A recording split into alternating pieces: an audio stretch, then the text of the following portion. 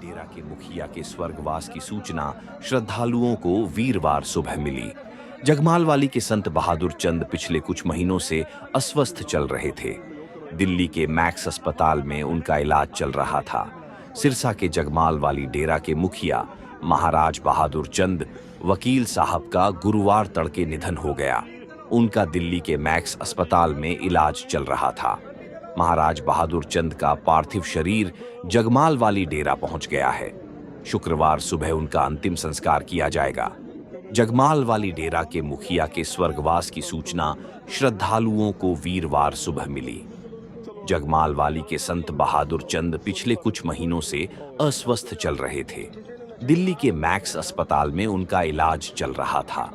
डेरे में डेरा प्रेमियों का जमावड़ा लगना शुरू हो गया है। लोग देश विदेशों से उनके दर्शन करने के लिए डेरे में पहुंचने लगे हैं। संत बहादुर चंद डबवाली के गांव चौटाला के रहने वाले थे। उनका जन्म मणिराम बिश्नोई, सिहाग और मनोहरी देवी के घर 10 दिसंबर 1944 को हुआ था।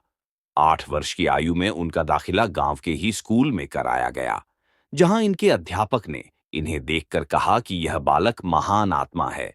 स्कूल में अधिकतर समय ये अन्य विद्यार्थियों से अलग रहते तथा सदैव ध्यान में ही रमे रहते। एक बार ये बीमार पड़े तो किसी ने इन्हें राम राम जपने को कहा।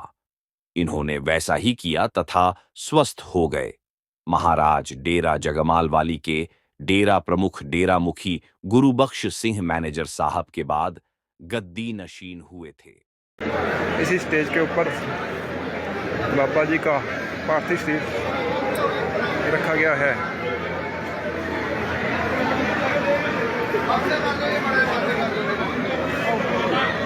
देख सकते हैं।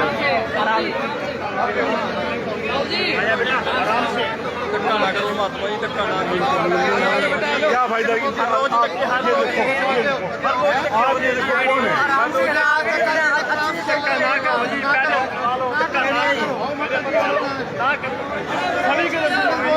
सभी के दर्शन होंगे जी, सभी के होंगे। श्रद्धालु कैसे रो रहे हैं।